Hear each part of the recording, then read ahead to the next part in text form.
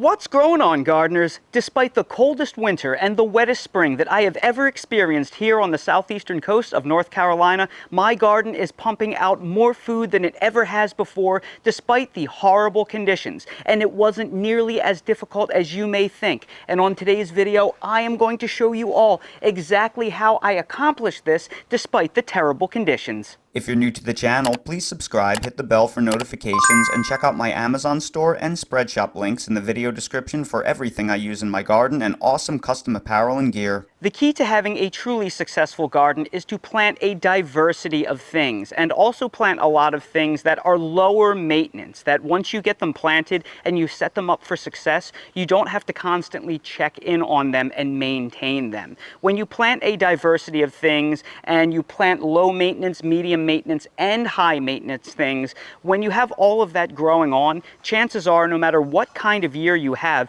a considerable amount of your garden will still flourish. Also, of what you do plant, make sure you plant things that are well acclimated for your conditions. Over the years, I have grown over 300 different varieties of tomatoes, peppers, cucumbers, squashes, melons, potatoes, all kinds of different things. And I've trialed them all, and I have found disease-resistant things that can handle heavy rainfall, extreme humidity. They are more resistant to pests, and that is what I have largely populated my garden with. So despite the fact that we have had one of the worst springs I have ever endured in my life, my garden is still thriving and pumping out food, because despite the fact that a lot of things in my garden have failed, the overwhelming majority is still doing well because I planted tougher varieties and I planted so many different things. No matter what kind of year you're having, something does well. And one of those low-maintenance, fail-safe crops that I recommend everybody grow is garlic, because in most years, garlic is going to give you a fantastic harvest. Success growing garlic is all about the prep work. That's because garlic needs lots and lots of cold weather over a sustained period of time in order to form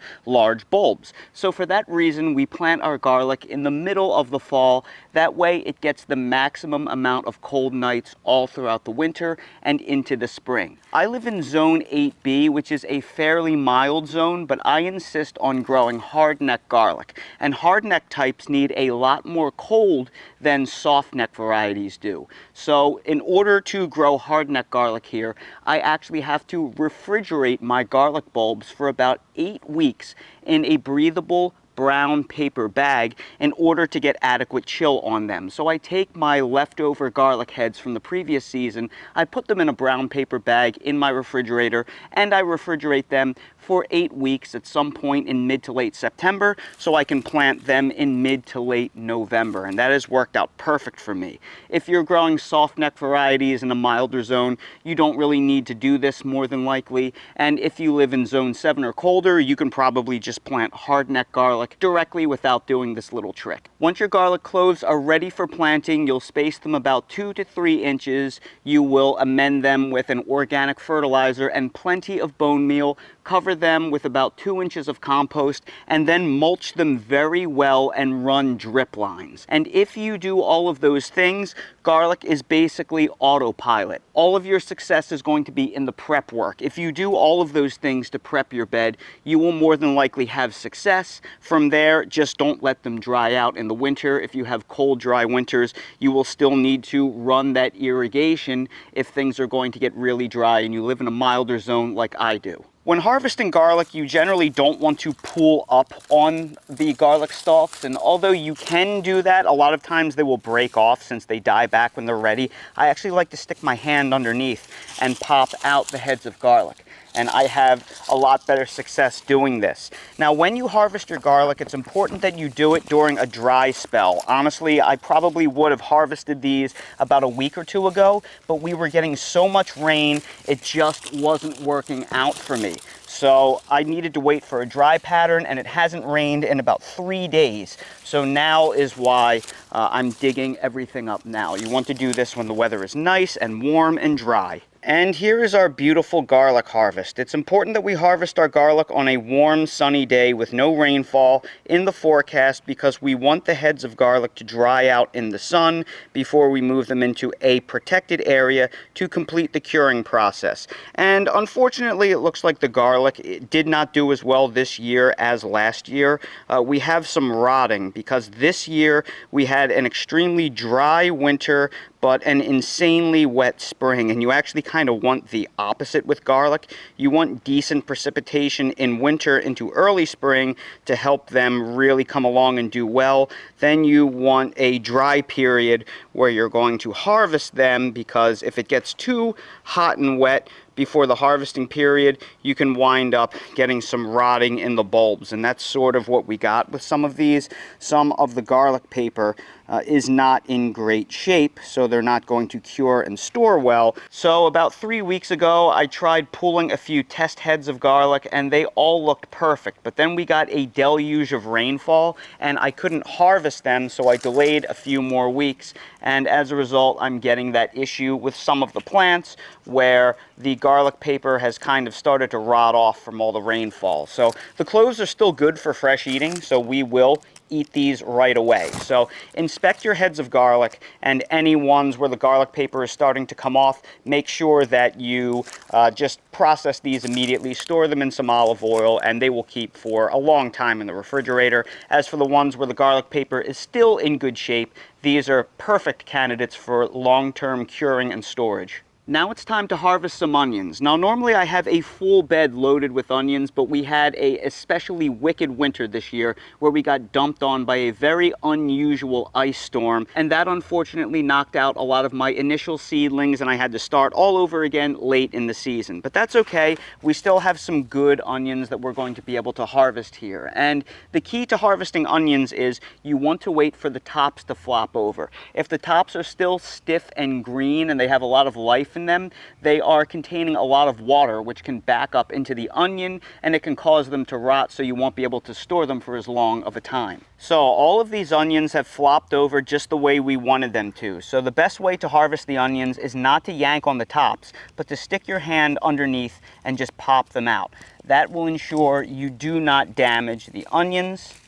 And since these are more than ready to go, they will easily pop right out for you. So now we're going to go ahead and we are going to harvest all of the onions in this onion bed. And here are all of the onions that we just harvested. Again, just like the garlic, we want to make sure that we harvest our onions on a dry, sunny day, because we want them to continue to dry out fully in the sun for about a day before we move them into a shady, dry location to cure for several weeks.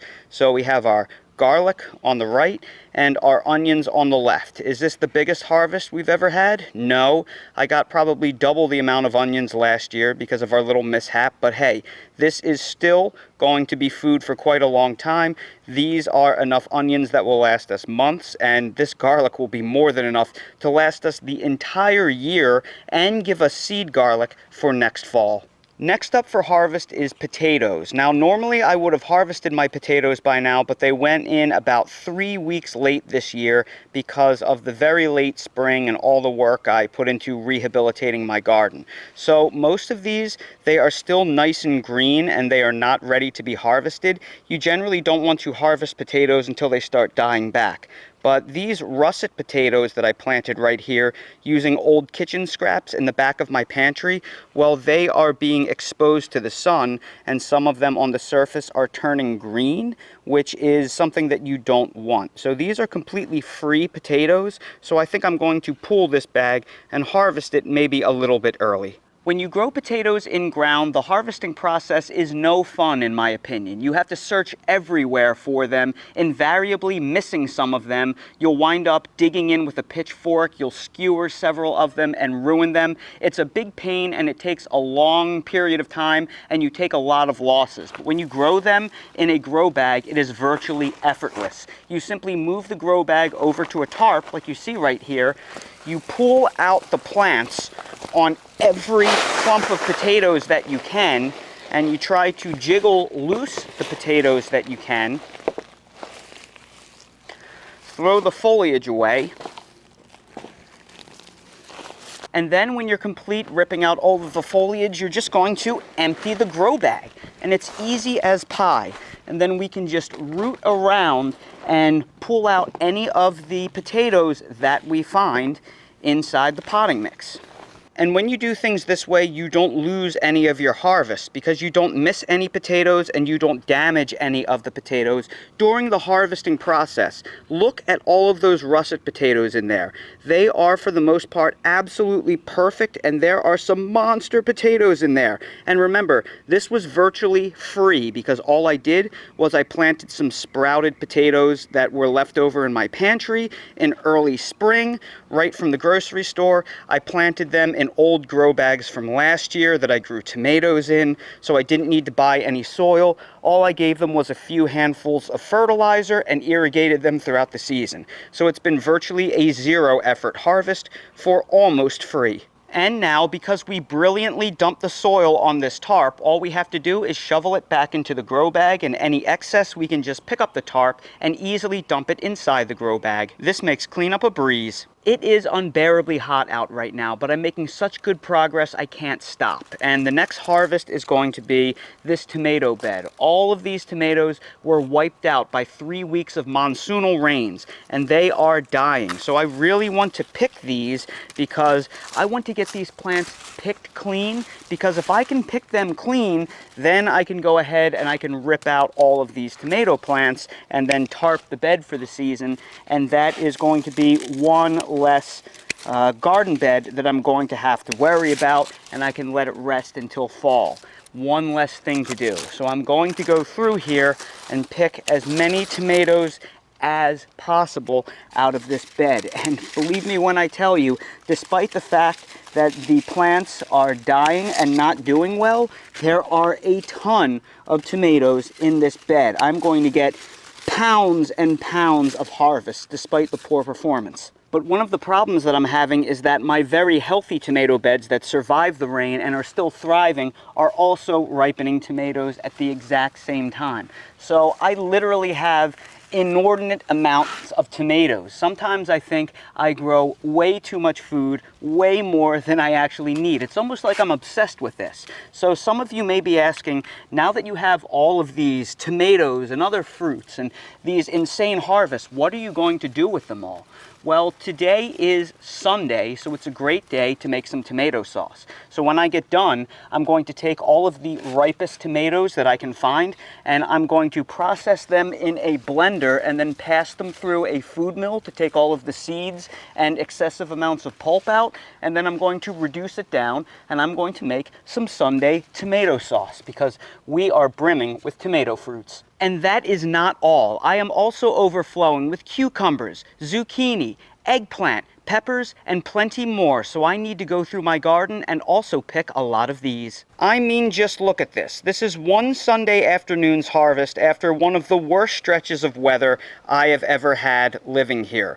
We have so much garlic, onions, we have so many cucumbers, we have hot peppers, sweet peppers, potatoes, zucchini, more tomatoes than I know what to do with. There must be about 100 pounds of food on this table right here. I am actually surprised it's holding it all. So, despite the terrible conditions my garden has endured this year, it is still pumping out more food than ever before. And I know that you can do this too. Before you think that this is some insurmountable mountain to climb, please consider this. I know that my harvest right here isn't as big and perfect looking as some of the larger gardening channels out there, but a lot of the larger gardening channels, they do this full time and they have help. They have employees, they have editors, they have camera people, and it takes a lot of work out of the equation. Me, I still work a full-time job. I work a 45-hour-a-week engineering job, and it takes me about another 45 hours a week in order to film and edit all of the content that I make for this channel. So I'm in this 90 hours a week before I really even get to operate and do any work in my garden. So despite the fact that I'm basically working 2 full-time jobs, I am still maintaining a garden of my size in a very difficult climate. with monsoonal rain, with hurricanes, with freezing cold winters, you know, it's tough to grow here. And the point I'm trying to make is I'm not trying to brag, not at all. What I'm trying to say is if I can do this, I know you can too. You can grow a garden a third or half the size of mine that's a little bit easier to manage because, let's face it, this is way more food than me, Brittany, and Dale need. So I tend to go a little bit overboard. But if you are more reasonable, grow a garden that's a third or half the size of mine, I know that you will have the time and energy to do this. And the reason why I have the time and energy to do it is because I truly love this more than anything. I don't want help because I love every minute of doing this. And I think you'll find that if you put in the time and the effort, that delayed gratification, the rewards of a harvest like this, knowing you got all of this out of your garden despite the fact you're still working a full-time job too, or you're raising a family, or you're doing all the chores that you have to do throughout the day, and you can still pull this off, well, I'm telling you, nothing feels better than this. So if I can do this, I know you can too. So everybody, I sure hope you enjoyed this video and that it helps motivate you to grow a garden if you are not already growing one, or if you are, to grow big and better than ever before. If you did enjoy this video, please make sure to hit that like button, subscribe to the channel, and please ring the notification bell so you're notified when I release more videos like these. If you have any questions about any of the things that I harvested in this video, please ask the comments down in the comments section below. I'll do my best to address them. For any of the things that I use in real life in my garden, they are all linked in my Amazon storefront in the video description. So expand the video description, click on the Amazon storefront link, and you'll see everything I use in real life. And while you're down there, please consider checking out my spread shop for custom merch if you want to support my channel. Thank you all so much for watching, and I hope to see all of you again on the next video. I got this beautiful steak from Food Lion that they marked down to only about $2.50 a steak. So I cut it in half, and I'm going to make it for Dale. I'm going to give him a special treat. Let's give it a quick sear. And then we're going to take this beautiful steak that I just seared and let it rest for a minute next to a sprig of basil. And in this bowl right here, I have some fresh, ripe tomatoes from the garden that I ran through a blender and then took all the seeds and pulp out with a food mill. And a lot of people think that you can't give a dog tomatoes. That is actually not true. You can give a dog a very small amount of red, ripe tomatoes. So a couple of tablespoons of that is not going to hurt a 60-pound dog like Dale. So I'm going to take maybe 2 or 3 tablespoons. And then I'm going to add the steak back in it with a little bit of basil, which is also from the garden and safe for dogs. And we're going to make Dale some steak pizziola. So we've had the steak resting on the cutting board for a few minutes. And here's the steak all chopped up. It looks like I somehow managed to get this little thin steak perfectly medium rare. And somebody's coming over to investigate. But not yet, Dale. We have to put all this meat in the pan to absorb some of the tomato sauce and mix it around. And then when it cools down, we will make your plate, okay? And the very last thing Dale is going to get is a very tiny sprinkle of pecorino cheese because there is no salt in this at all. Salt is not very good for dogs because they don't sweat. They don't need as much as humans. Come on, Dale. I guarantee Dale is the only dog in the world right now that is getting steak pizziola. Oh, and on the bottom here, there's a little bit of leftover rice with some carrots and zucchini. Go ahead, Dale. Okay, you let me know how you like that. He's never had anything like this before. I don't normally give him tomatoes, but this is healthy stuff from the garden that I made myself with no additives. It's just pure vine-ripened tomatoes ground up, with all the seeds and pulp removed from the food mill. And I think he enjoys it.